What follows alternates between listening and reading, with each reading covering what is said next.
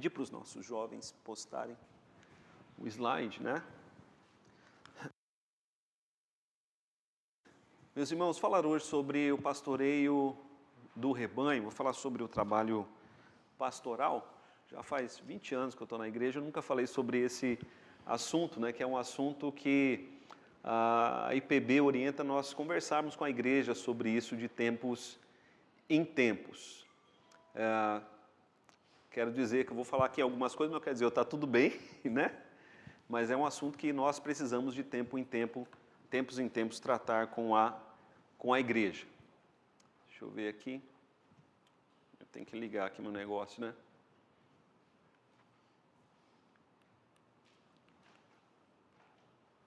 Ok, esse estudo tem como objetivo alinhar a boa relação pastoral com a igreja. Nós trabalhamos, né, no sínodo e também no presbitério, e nós vemos que muitas igrejas reclamam de seus pastores e os pastores das igrejas. Então, nós encontramos muito isso, né, essa insatisfação de ambas as partes. E parte disso é a razão do não entendimento do trabalho especial, especialmente na IPB, onde a maioria esmagadora das igrejas tem apenas um pastor. Então, nas igrejas pentecostais, geralmente você tem vários pastores, né? Mas alguns pastores leigos, ordenados ali, mas na IPB, a maioria das igrejas, não sei aqui a porcentagem, acredito que 90 e tantos por cento, tem só um pastor. E muitas igrejas, seus pastores estão enfermos, tanto a igreja quanto o pastor, pela falta de compreensão e de correlação, né, correta do trabalho pastoral. Então, 1 Pedro capítulo 5, verso 1 a 4, diz assim o texto bíblico. Os irmãos podem abrir as escrituras ou acompanhar aí no slide. Aos presbíteros, a palavra que aparece aí, presbíteros, se refere tanto aos pastores, presbíteros docentes, quanto aos presbíteros que são os regentes da igreja. Então, a palavra presbíteros aí se refere tanto a pastores quanto aos presbíteros. Aos presbíteros que estão entre vós, admoesto eu, que sou também presbítero com eles, e testemunha das aflições de Cristo e participante da glória que se há de revelar, apacentai o rebanho de Deus que é entre vós, tendo cuidado dele, não por força, mas voluntariamente, nem por torpe ganância, mas de ânimo pronto, nem como tendo domínio sobre a herança de Deus, mas servindo de exemplo ao rebanho. E quando aparecer o sumo sacerdote, ou sumo pastor, alcançareis a incorruptível coroa de glória. No seminário nós escolhemos alguns textos para exegese, né? E esse foi um texto que eu escolhi para exegese no meu tempo de seminário. Então, um texto que eu conheço muito bem, onde o Senhor nos ordena pastorearmos o rebanho de Deus, que há entre nós. É interessante esse detalhe, porque com isso Pedro está mostrando que um pastor não deve se meter diretamente no trabalho de outro pastor. O rebanho, ele diz ali, né? O pastor deve cuidar do seu rebanho, não por força, nem por ganância, mas, diz ali, voluntariamente, de ânimo pronto, não procurando dominar o rebanho, mas servindo ao rebanho. Então, muitos pastores são dominadores do seu rebanho, e isso é um pecado. Mas quando nós olhamos, meus irmãos, para o trabalho pastoral, nós vemos que muitos pastores estão enfermos com problemas psicológicos. Isso não é o meu caso, tá? Mas eu trabalhei num ministério chamado SARA. SARA é um ministério que trabalha com pastores, e por um ano eu fui um dos líderes, né, desse ministério. SARA significa servindo de apoio, refrigério e amizade. E ali eu fiquei chocado, né, quando eu me deparei ali com um grupo de pastores, só tinha pastores ali, mas todos que estavam ali estavam enfermos, doentes, né, com problemas psicológicos, muitas esposas não querendo mais ir na igreja, nem seus filhos. Bom, enfim, muitos pastores se sentem, na maior parte do seu ministério, culpados de não realizarem tudo que lhes é exigido. Então, estava vendo uma estatística, antes de vir aqui dar a aula, do reverendo Valdeci Santos. Ele é um dos doutores da Universidade Mackenzie e por muitos anos ele foi ordenado, né, pela IPB para trabalhar no apoio pastoral, né? Secretário de Apoio Pastoral, Secretário Nacional de Apoio Pastoral. Tinha me fugido aqui o nome. E o reverendo Valdeci, ele apresenta várias estatísticas sobre isso, como os pastores se sentem culpados por não conseguirem realizar o seu trabalho. Eles não conseguem fazer tudo o que lhes é exigido. E isso é verdade. Nesses dias mesmo eu liguei para um pastor, um amigo, e está numa igreja, né, parecida com a nossa. Perguntei para ele: pastor, e aí como é que está? Ele falou: estou fazendo o que é possível, né? A gente vai fazendo o que é possível. Mas, meus irmãos, vem uma pergunta interessante: o que realmente Deus exige dos seus ministros, o que Deus espera dos seus pastores? O que Deus realmente exige dos seus ministros? Então, fiz aqui algumas listas, atividades pastorais, pontos que a Bíblia apresenta e determina como atividades pastorais, e outros pontos que as pessoas imaginam, ou que a igreja imagina, que o pastor deve fazer e cobram, mas que se o pastor fizer, estará deixando de fazer o que Deus determina e ainda ficará sobrecarregado. Então, nesse caso, ele agradará aos homens e pecará contra Deus. Porque a gente vê isso, né? Muitos colegas, em função de querer, às vezes, agradar a igreja, eles deixam de fazer aquilo que Deus determinou para fazer aquilo que a igreja quer, e aí eles se sobrecarregam e ainda pecam contra Deus. Então, atividades pastorais exigidas na atualidade. É interessante, esses dias um colega me ligou e falou assim: pastor, nós estamos procurando um pastor aqui. Você tem alguém aqui para indicar? E aí eu perguntei: o que vocês esperam do pastor? Aí ele foi elencando lá várias coisas, vários pontos, né? Acho que todos que estão aí ele elencou e ainda alguns outros que não estão aí. Aí eu falei: olha, rapaz, vai ser difícil você achar uma pessoa que consiga realizar tudo isso aí, né? Acho que você vai ter que buscar aí uns 5, 6 pastores para realizar todo esse trabalho. Mas, irmãos, entre as atividades pastorais, a oração, ela está entre as duas principais. Um pastor tem que ter tempo para orar, pelo menos 1 a 2 horas por dia, para ele poder conduzir uma igreja com saúde espiritual, no mínimo. E depois eu vou mostrar para os irmãos alguns textos bíblicos onde a Bíblia exige isso do pastor e é algo do qual ele não deve abrir mão.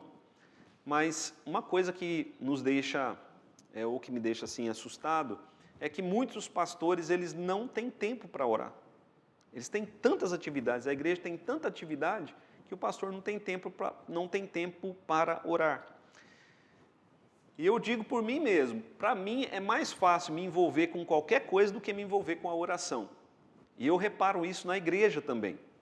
É muito mais fácil tocar, preparar a aula de escola dominical, ou fazer qualquer outra coisa do que orar. Orar é uma atividade laboriosa. O pastor também tem que preparar estudos e sermões. Algumas pessoas acham que isso vem automático, né? Mas não é, meus irmãos. É um trabalho que demanda horas. Então, no mínimo, o pastor precisa de 16 horas para preparar as suas lições. Estou falando de um pastor da IPB, que vai pregar na quarta-feira, dar aula de escola dominical e o culto. Por quê? Porque são coisas que não vêm prontas. Então, o pastor precisa de tempo para fazer isso. Eu separo as manhãs para preparar os meus estudos e sermões, mas raramente eu consigo ter uma semana cheia, assim, onde eu tenha todas as manhãs livres para preparar sermões. Um pastor também tem que se atualizar, né? Conhecimento, leituras, cursos, treinamentos, congressos, pós-mestrado, ou seja, o pastor tem que se atualizar, tem que buscar conhecimento.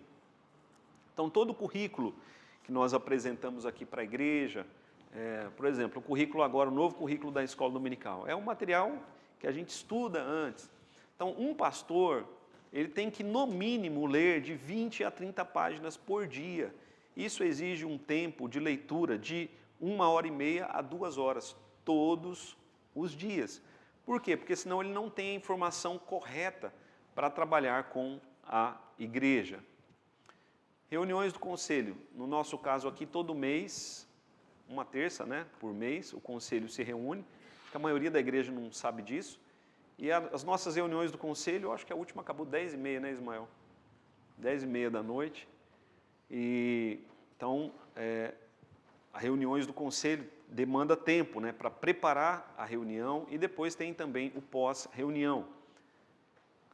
Treinamento de lideranças e formação de lideranças. Isso é algo que as Escrituras exigem.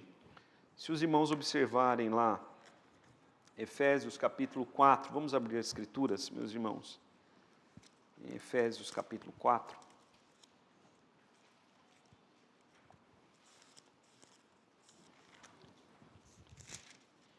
Efésios capítulo 4. A partir do versículo 11.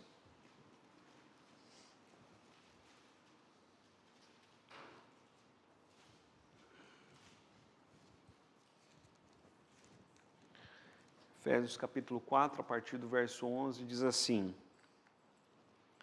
E ele mesmo concedeu uns para apóstolos, outros para profetas, outros para evangelistas e outros para pastores e mestres, com vista ao aperfeiçoamento dos santos, para o desempenho do seu serviço, para a edificação do corpo de Cristo, até que cheguemos à unidade da fé e do pleno conhecimento do Filho de Deus, a perfeita varonilidade à medida da estatura da plenitude de Cristo, para que não mais sejamos como meninos agitados de um lado para o outro e levados ao redor por todo vento de doutrina, pela artimanha dos homens, pela astúcia dos que conduzem ao erro. Então, preparar líderes e fazer com que esses líderes trabalhem bem, desenvolvam bem os seus dons, essa é uma atividade pastoral. Essa é uma coisa aqui que eu tenho tido dificuldade, né, de treinar líderes e formar novos líderes, porque é o que exige tempo e, infelizmente, aqui, por estar sozinho, às vezes eu não consigo fazer isso bem. Mas Deus também dá essa ordem a Timóteo através de Paulo. Veja lá, 2 Timóteo, capítulo 2.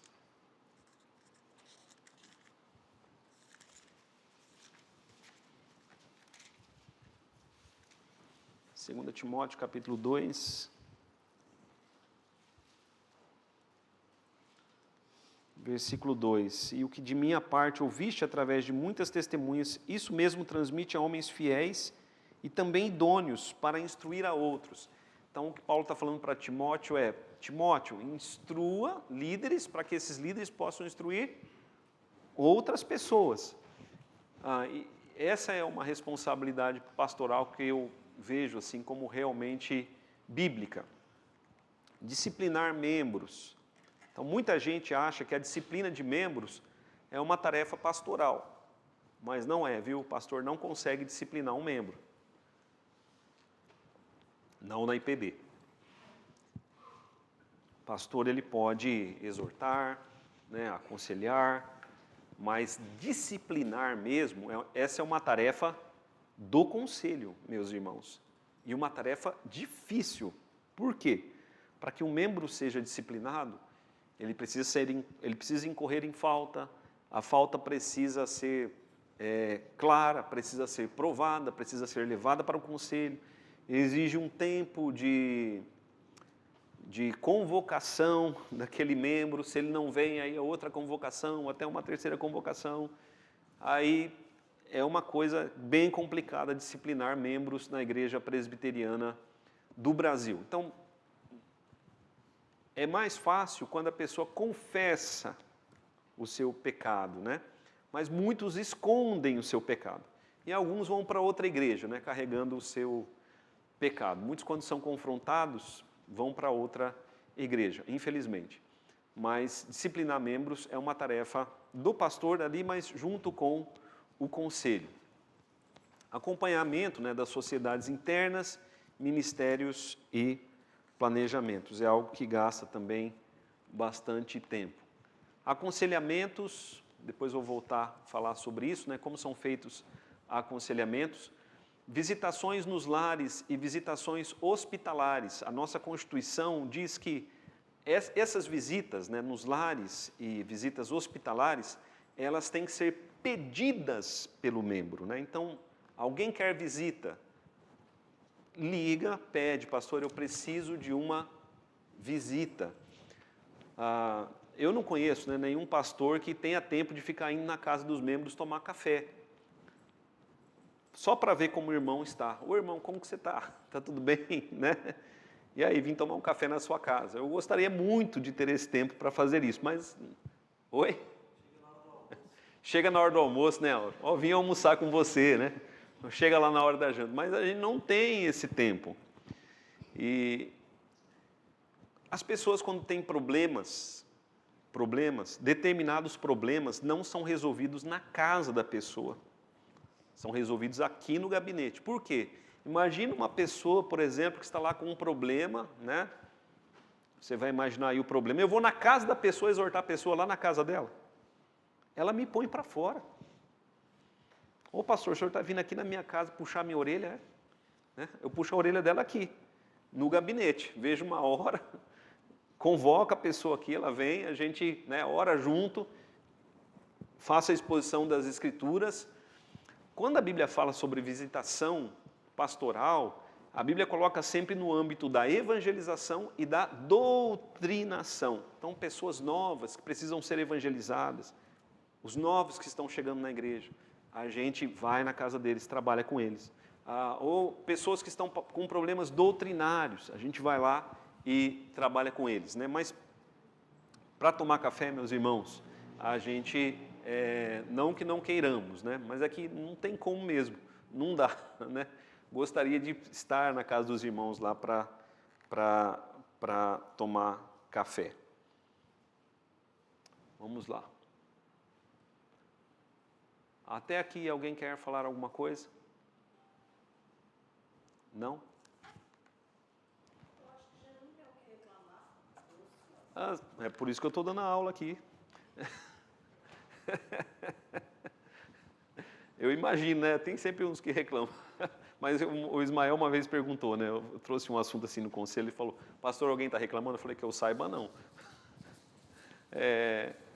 Buscar ovelhas perdidas, né? É um trabalho pastoral também. A gente vai atrás até onde a pessoa permite. Santa Ceia nos lares, meus irmãos. É algo que não tem nas Escrituras, né? Ainda contrário à nossa confissão de fé, mas a gente tem a tradição, assim, no nosso país, né? De levar a Santa Ceia nos lares, mas às vezes não é fácil. Eu já deixei de levar Santa Ceia para algumas pessoas, porque Santa Ceia na casa é para quem? Para quem está impossibilitado de vir na igreja e de ir a qualquer outro lugar. Porque já aconteceu de eu ir na casa da pessoa e falar, olha irmão, te vejo na padaria, te vejo no mercado, te vejo na academia. Eu não vou trazer mais Santa Ceia aqui na sua casa não, você está bem, para ir para a igreja. Ah, não, pastor, mas na igreja eu não posso. Aí coloca um monte de desculpa. Na igreja tem que ficar sentado. Ah, na igreja tem que levantar. Oh, mas na academia você não levanta e senta, não? Para ir na padaria você pode. Para ir no mercado lá, quanto tempo você fica andando lá no mercado fazendo compra? Então, é para quem realmente está impossibilitado de vir na igreja. Quando eu fico encontrando a pessoa lá e cá, eu estou servindo a Santa Ceia na casa. Perde a solenidade. A pessoa liga, está com a televisão ligada, eu estou lá com a ceia. Não volto mais. Estou lá na casa da pessoa lá, sirvo o pão. Ah, pastor, mas você viu lá, fulano? A pessoa vem e fala, você fofoca na hora da ceia. Irmãos, acontece muito. Eu pergunto, irmão, você vai querer também um cálice ou está bom só o pão? Ah, pastor, sim, o senhor me ofende. Eu falo, mas nós estamos aqui na ceia, você está fazendo fofoca? que nem aquela velhinha, né? A senhora gosta de fofoca? Não, não gosto de fofoca. Ah, mas qual que é a fofoca mesmo? Né? Se você não é casado com uma pessoa crente, combine lá com o seu cônjuge a respeito da Santa Ceia. Por quê? Porque eu vou servir só para você. Eu vejo que o cônjuge fica ofendido de não servir a Santa Ceia para ele. Então são várias coisas, né? Visita nos lares. As pessoas me perguntam, pastor, o senhor visita lá meu parente que não é crente? Eu falo, visito. Ele está passando por um problema, o senhor vai lá? Vou. Ele tem que solicitar. Se ele solicitar, eu vou. Porque eu não vou chegar lá, como já fiz isso, né? No Pastor Novo, fui em muitas casas já. Chego lá, o fulano pediu para vir falar com o senhor, para eu fazer uma visita aqui. Ah, pediu, é? Mas eu não quero pastor aqui na minha casa, não. Aí eu vou embora, né? Então, meus irmãos, é importante conversar com a pessoa antes. Olha, você quer uma visita do pastor? Ou quer ir lá no gabinete para receber um aconselhamento? Porque eu percebo nos dias de hoje, teve um ministério de um pastor muito famoso, né, no século XVII, Richard Baxter, muito conhecido. Primeiramente, ele tinha um ministério de visitação intenso, mas depois chegou um momento no ministério que as pessoas, ele não ia mais até as pessoas vinham no gabinete.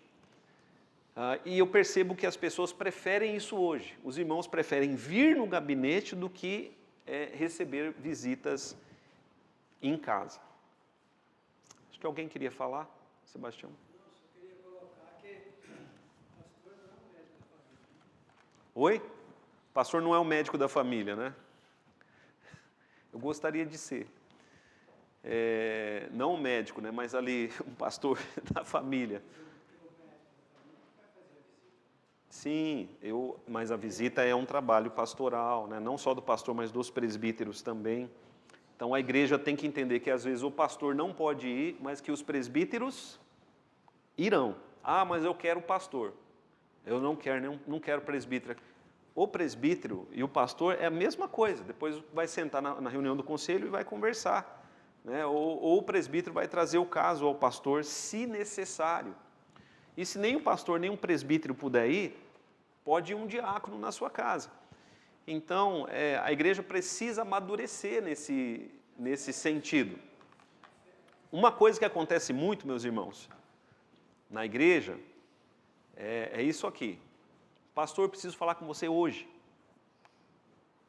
Aí eu olho a minha agenda e não consigo. Eu falei, irmão, hoje eu não consigo. Pode ser tal dia? Ah, não, pastor, tem que ser hoje. Mas é sério, irmãos, é sério, o problema é sério, é uma coisa assim que tem que ser resolvida hoje, porque tem coisas que não dá para esperar, né, meus irmãos? Por exemplo, está ali, ó, na lista ali, velório, não dá para esperar. A gente larga tudo e vai. Mas tem coisas que não são urgentes, mas é que a pessoa só pode naquele dia, porque nos outros dias ela tem academia, ela tem pilates, ela tem... E ela não quer deixar nada daquilo. Oi? Manicure. Tem manicure. Então, eu não posso. Eu tem dia que não dá. Ah, pastor, mas... Tem até uma história que o pastor... Como é que é o nome dele, gente? O pastor Arival uma vez contou. Acho que foi o Arival.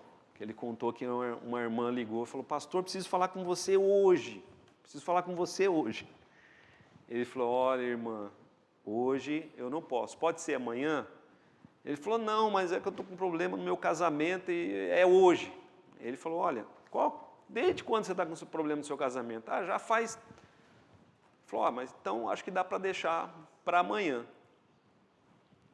Aí ele pegou, ele tinha, era um dia de folga dele, ele foi para o cinema com a família dele. Chegou lá no cinema, quem que ele encontra lá? A irmã. Pastor, o senhor está aqui no cinema? O senhor, né, não pôde me atender e está aqui?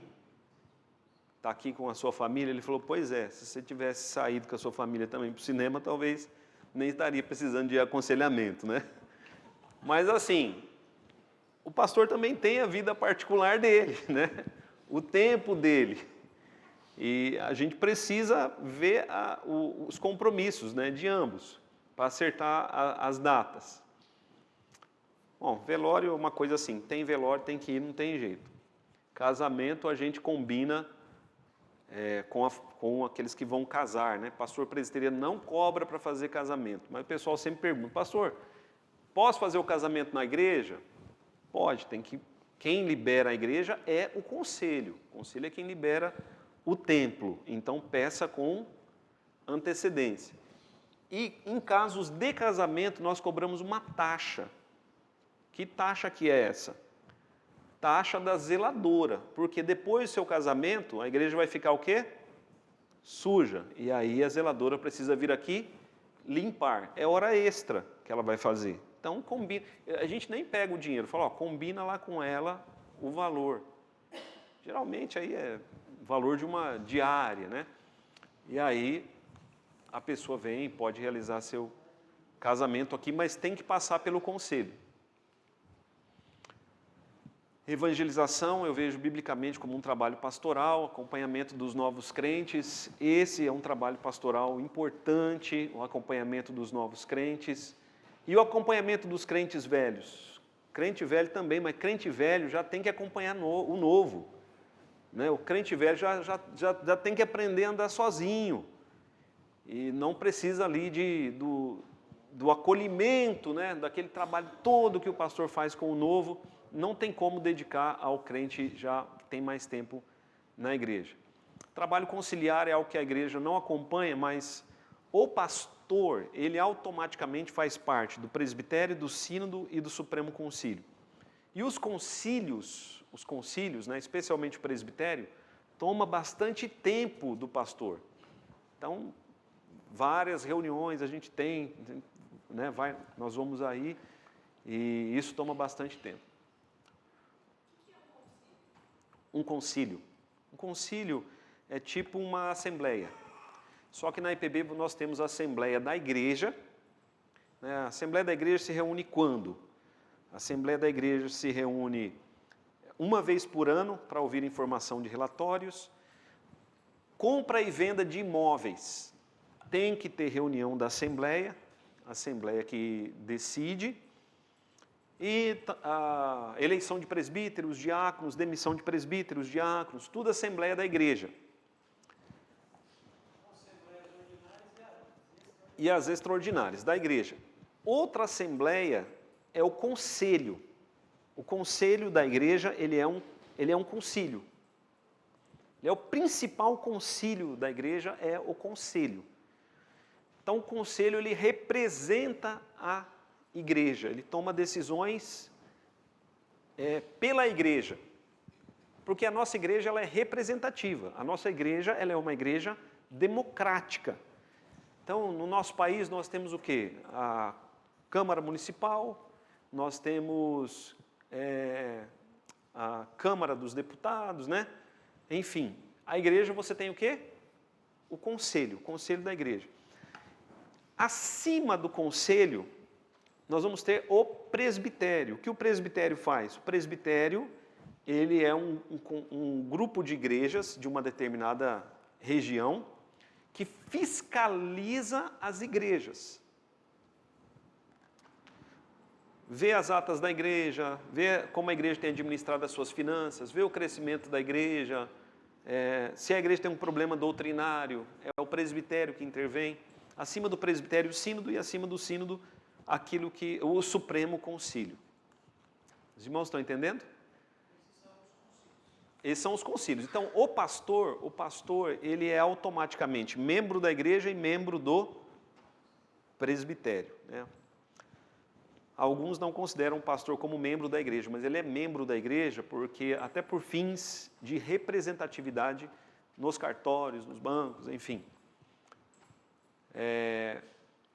Então, o pastor, ele está envolvido com os concílios. Então, durante a semana, nosso presbitério se reúne, né, a mesa executiva, e quando tem reunião é um dia inteiro. A última vez foi na semana passada, tivemos uma reunião assim. Pregador de fora, né? Eu coloquei isso aqui porque às vezes o pessoal fala assim, pastor, quando vem pregador de fora você descansa. Pregador de fora não dá descanso para ser o pastor, viu? Ele dá trabalho para ser o pastor. Porque o pastor tem que correr atrás dele, tem que receber, tem que assistir. Então, é mais tempo que o pastor ali fica, né? Quando tem ali o pregador de fora. Trabalhos com mídias sociais, meus irmãos, é algo novo. É algo novo. Não é algo das escrituras, né? Mas é algo novo. E até o pessoal das mídias aqui da igreja vive cobrando, pastor, o senhor tem que fazer vídeos, né, tal. A gente não consegue, não consigo tempo para isso, mas eu vejo que é uma coisa assim necessária até para evangelização. Acompanhamento de construção, né? Todo mundo sabe que eu gosto de construção, mas toma tempo do pastor. Zelar pela estrutura física e patrimonial da igreja. É trabalho da diaconia, do pastor e do conselho, mas, gente, na igreja funciona assim. Pastor, tem uma lâmpada queimada. Vai no diácono. Ele que vai resolver isso, né? Ou eu espero que ele resolva. Algumas coisas eu resolvo, mas a torneira está pingando. Pastor, a torneira está pingando. E acontece toda semana isso aí. O Paulinho é o que geralmente tem resolvido aqui, né? Até na sua casa ele vai, né, Sebastião? Mas ele não é diácono dos irmãos, viu? Cuidar da documentação da igreja. Quem se envolve com a igreja sabe que isso demora muito, é algo que sim, toma muito tempo trabalhar com a documentação da igreja. Acompanhar a tesouraria da igreja. Só acompanhar, né? Aqui, graças a Deus, tem o Renato e agora outros irmãos que têm se levantado para ajudar a abrir e fechar a igreja, raras vezes. Mas às vezes a gente chega aqui na igreja e a igreja está com as portas fechadas. Aí eu estou sempre com a chave, né? Eu abro a igreja. Mas por que eu estou falando isso aqui? Sempre tem algum irmão eu vejo que os irmãos ficam bravos comigo. Porque parece que eu não cheguei no horário, né? Para abrir a igreja. Pastor, mas a igreja está fechada, se não chega antes para abrir, porque essa é uma tarefa do diácono. Quando às vezes o diácono falha, eu abro a igreja. E a gente tem que entender também as falhas, né, dos irmãos, que pode acontecer, né, pode ocorrer. Essa semana, na quarta-feira, eu cheguei mais cedo que o diácono, né, mas bem mais cedo. Cheguei aqui, era 6h30, mais ou menos. O diácono vai chegar aqui por volta das 7. Ele chegou, falou, pastor, já está tudo aberto? Eu falei, já abri a igreja, né? E, bom, enfim.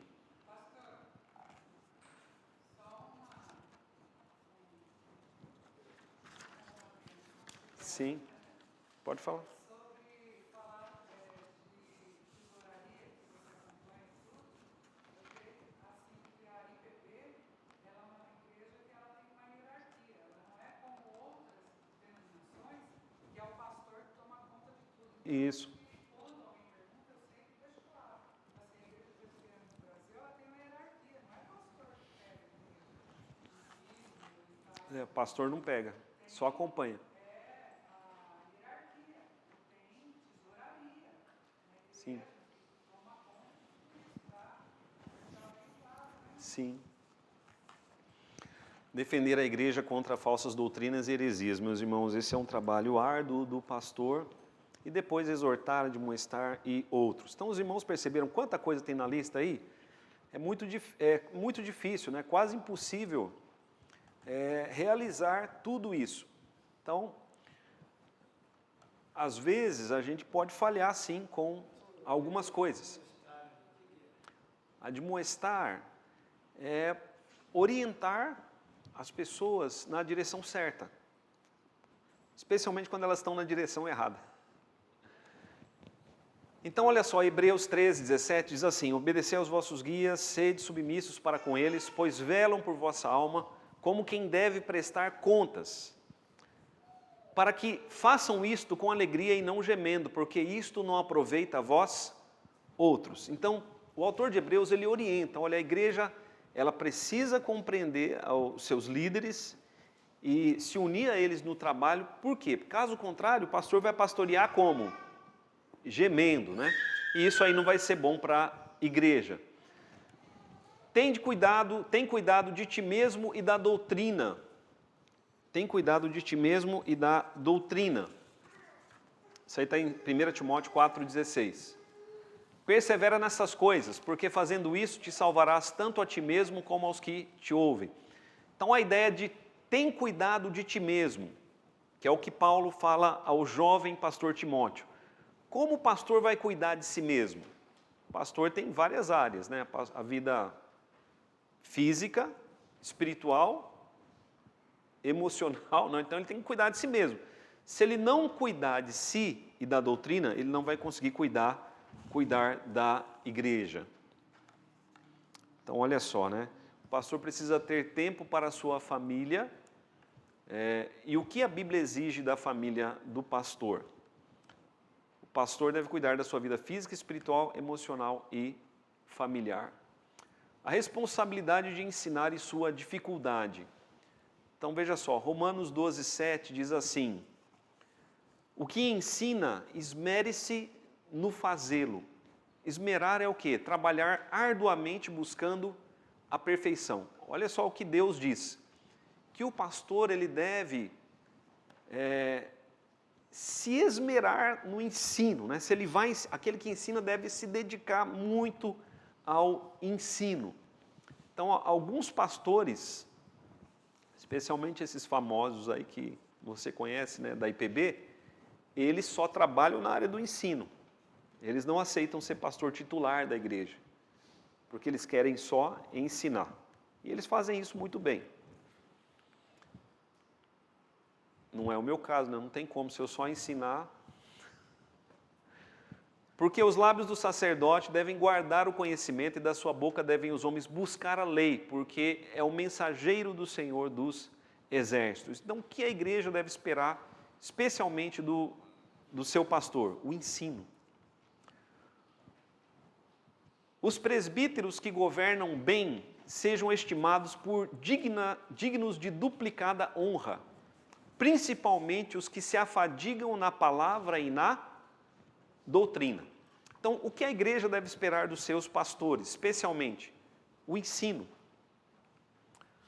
O meu povo foi destruído porque lhe faltou o conhecimento, porque tu rejeitaste o conhecimento, também eu te rejeitarei, para que não seja sacerdote diante de mim. O que Oséias está reclamando aqui? Está reclamando que os seus sacerdotes deixaram o ministério de ensino e estavam falhando nisso. Olha só que interessante. E percorria Jesus todas as cidades e aldeias, fazendo o quê? Ensinando nas sinagogas deles e pregando o evangelho do reino e curando toda sorte de enfermidades e moléstias entre o povo. E vendo as multidões, teve grande compaixão delas, porque estavam cansadas e desgarradas, como ovelhas que não têm pastor. Olha só, o que Jesus fazia? Ele ensinava, ele pregava. E Jesus percebeu que as pessoas eram como ovelhas sem pastor, mas aquelas ovelhas lá de Israel, elas não tinham lá os líderes religiosos deles? Elas não eram pastoreadas por aqueles líderes religiosos? Por que então o texto diz que elas estavam cansadas, desgarradas, como ovelhas que não têm pastor? Como Jesus pastoreou aquelas ovelhas? E Jesus, saindo, viu uma grande multidão e teve compaixão deles, porque eram ovelhas que não têm pastor. E Jesus fez o quê?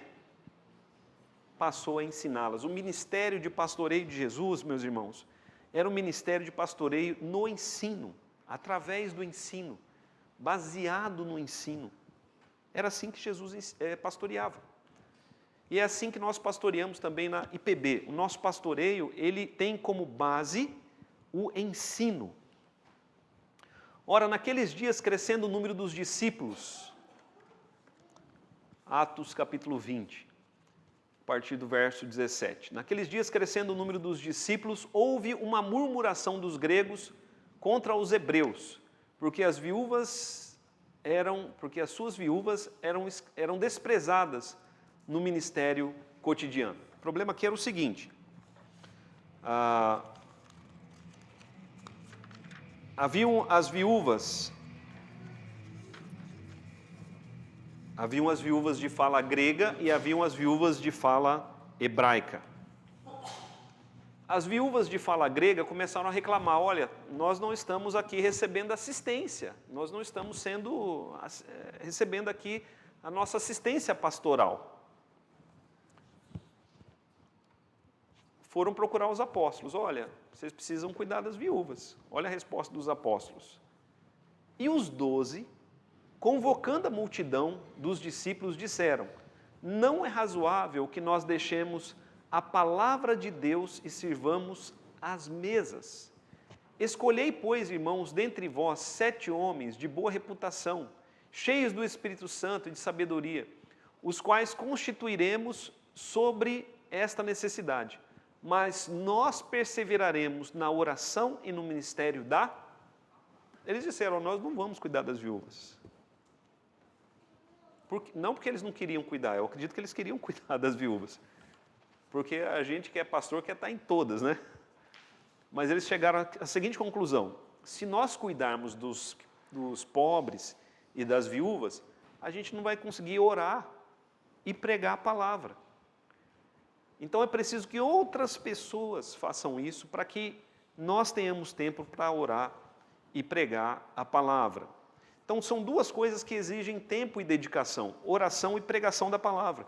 Porque se não exigisse tempo e dedicação, os apóstolos iam falar assim, não, pode deixar que a gente cuida e a gente também ora e prega. Não, mas orar e pregar exige tempo. Então, é preciso que outras pessoas se levantem para cuidar dos necessitados. Então, essa foi a decisão. E a Bíblia vai dizer, nos versículos seguintes, que todos se alegraram com aquela decisão. E Deus abençoou, tanto que a igreja cada vez crescia mais e mais. Então, olha só. Quanto mais você libera seu pastor para orar e pregar,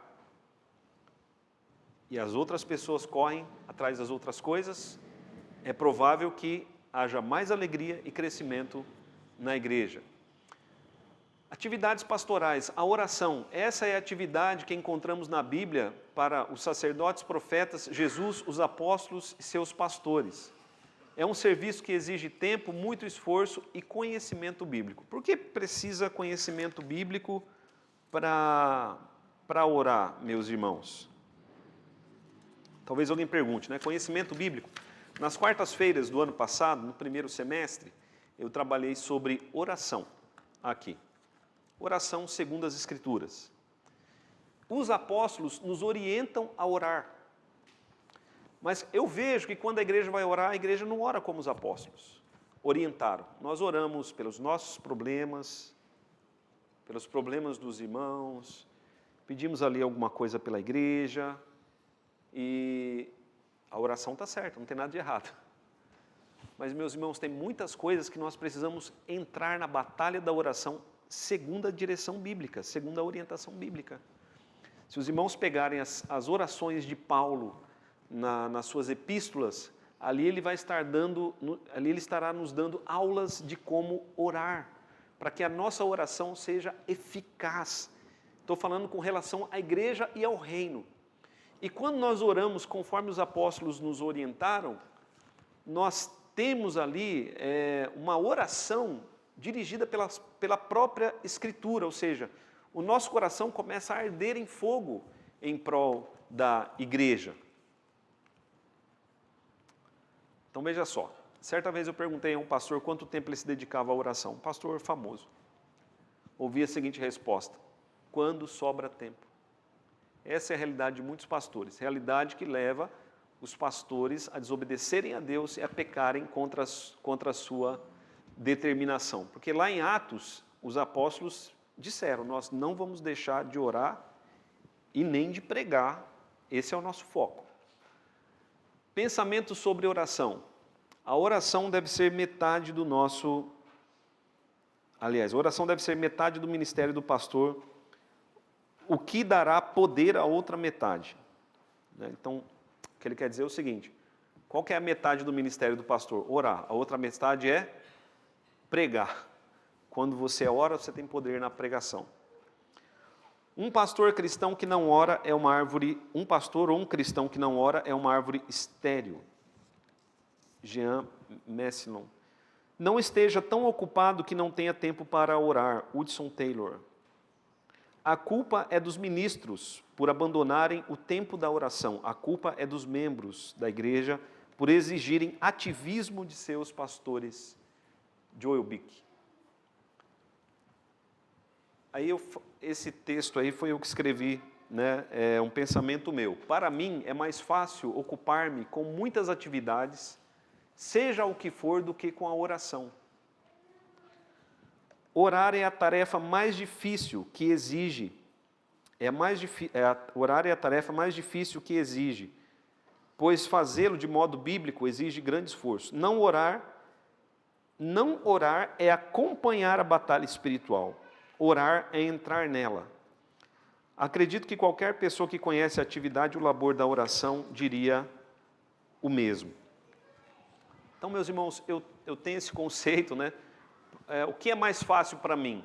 Fazer qualquer coisa. Acompanhar a obra, trocar a lâmpada da igreja. Para mim é mais fácil fazer essas coisas do que orar, porque orar é realmente entrar na batalha espiritual. E eu vejo isso também nos ministérios da igreja. Vamos fazer, sei lá, qualquer coisa aqui na igreja. Então todos se engajam. Vamos orar. São poucos que se engajam. E a oração é que dá poder à realização do ministério, seja ele qual for. Um pastor não deve orar sozinho, deve envolver toda a sua liderança e rebanho no serviço da oração. Essa é certamente uma tarefa difícil de um pastor, pois o próprio Jesus encontrou dificuldade.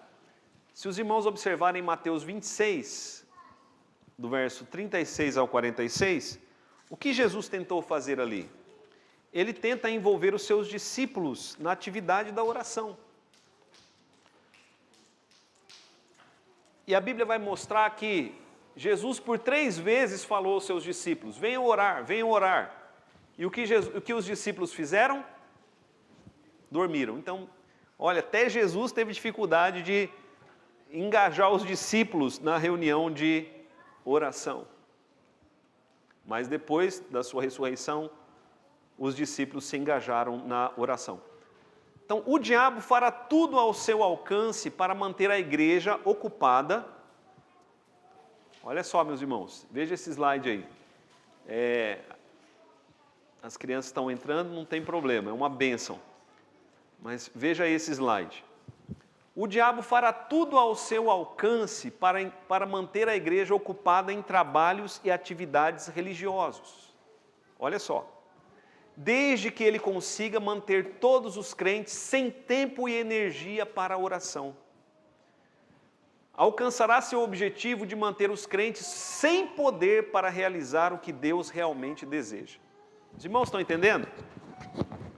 Os irmãos entenderam esse slide aí? O diabo vai fazer tudo para manter você ocupado, inclusive dentro da igreja, em atividades religiosas. Se ele conseguir manter você tão ocupado tanto que você não tenha tempo para orar, ele vai se sentir satisfeito. Porque, meus irmãos, o que faz a igreja crescer é a oração. O que traz novos membros para a igreja é a oração. É Deus que acrescenta. Então, toda a obra, ela é por meio da oração. Se os ministérios da igreja orarem mais, serão mais eficazes na realização das suas atividades. Por quê? Porque receberão poder do alto. Podemos estar envolvidos em ativismo, mais desprovidos do poder de Deus. Então, o seu pastor, né, os líderes da igreja precisam de tempo para orar. A liderança da igreja, bem como aqueles que estão envolvidos nos ministérios, líderes ou integrantes, devem se envolver com a oração. Acho interessante, né? Tem líder da igreja que não ora, não vem orar. Precisamos orar de maneira bíblica. Existe a oração do crente novo e a oração do crente que conhece a palavra de Deus e é amadurecido. Nós precisamos deixar o leite espiritual e passarmos para o alimento sólido no que tange a oração. Então, aqui é a atividade de pregação, pelo menos 16 horas, né? Parece bastante tempo, mas olha só.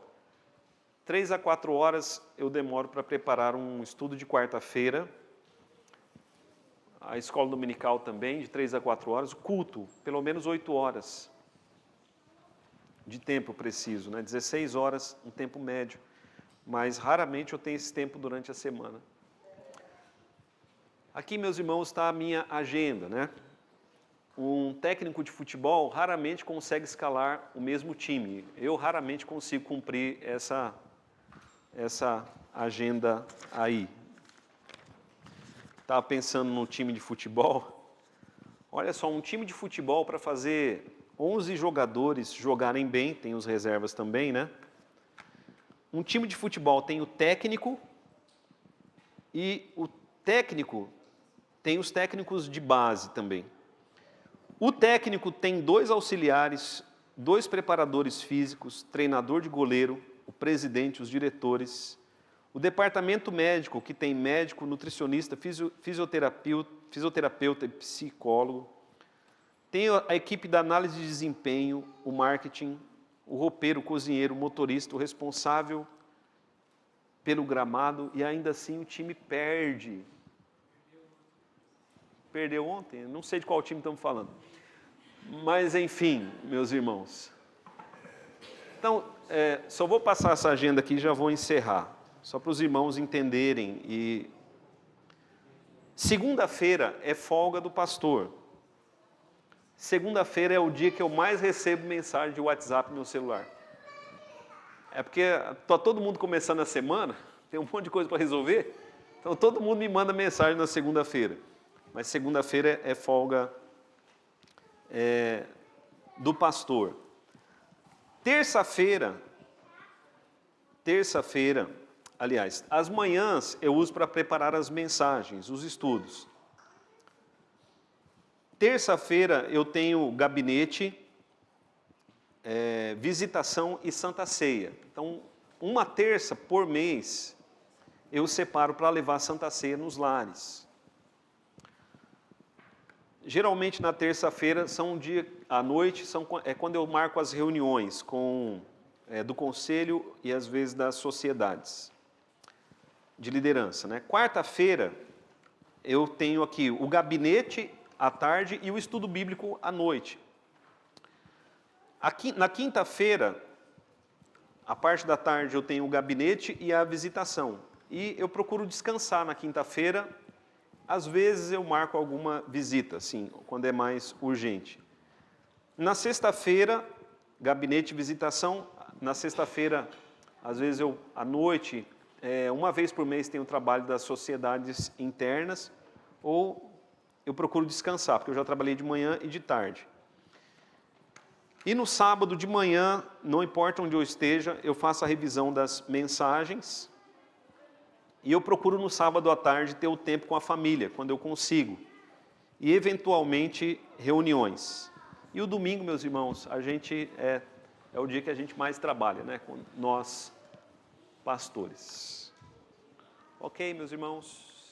Acho que é bastante informação, mas só para vocês entenderem um pouquinho do trabalho pastoral. Como eu disse, já estou nessa igreja há mais de 20 anos, nunca dei uma aula sobre isso, mas a IPB orienta a gente falar com a igreja sobre o trabalho pastoral para que a igreja possa compreender e se alinhar também com o seu pastor. Vamos fechar nossos olhos, vamos orar. Senhor nosso Deus, obrigado por esta manhã, por este estudo bíblico, Pai, por estas instruções. Pedimos, ó Deus, a Tua bênção para a nossa igreja. E oramos, ó Deus, para que o Senhor desperte o Teu povo, especialmente para a oração e para o serviço. É a oração que nós fazemos em nome de Jesus. Amém.